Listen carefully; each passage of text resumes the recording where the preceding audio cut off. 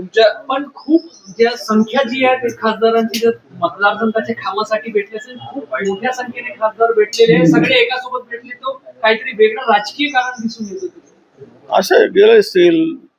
कोणाचं जेवण छान वाटतो चांगलं, शिंदे साहेबांचं जेवण चांगलं असेल त्यामुळे एकत्र जेवायला गेले असतील.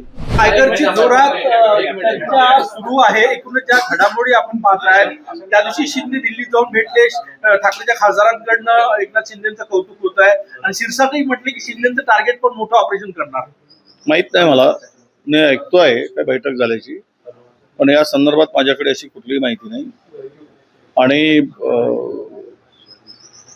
या संदर्भात काय तो त्या पक्षाचा अंतर्गत संबंध आहे आणि कोण कोणाला फोडतो कोण कोणाला नाही. तरी महाराष्ट्रामध्ये देशामध्ये फोडाफोडीच्या राजकारणाला प्रचंड ऊत आलंच आहे. फोडा तोडा मोडा जोडा राज करा हे सगळं आता अलीकडे याला नैतिकता नीतिमत्ता काय राहिलंच नाही. त्यामुळे कोण कुठे जावं, कोण कोणाच्या मांडीवर जाऊन बसावं आणि कोणी कोणाला डोक्यावर घ्यावं आणि मग डोक्यावर घेऊन कोणी पुन्हा पायाखाली तुडवावं, हे सगळं राजकारणात अलीकडे एक फॅशन झाली आहे. त्यामुळे बघू पुढे काय होतं ते. आज तरी आमच्याकडे आपण एवढंच म्हणू शकतो की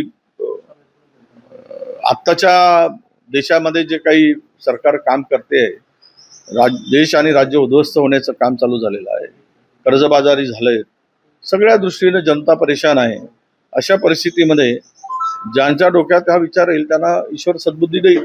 महसूल मंत्री बावनकुळे म्हटले की उद्धव ठाकरे आपल्या खासदारांना भेटत नाही म्हणून ते फडणवीस आणि शिंदेच्या संपर्कात आहे मतदारसंघातल्या कामांसाठी. मला असू शकतात, मतदारसंघाच्या कामासाठी जाऊ शकतात. सत्ता त्यांच्याकडे आहे त्यामुळे आम्ही पण जात असतो. आम्ही पण मुख्यमंत्र्यांना उपमुख्यमंत्र्यांना भेटत असतो. त्यामुळे मतदारसंघातले कामं असतात, कामासाठी जाणं गैर काय.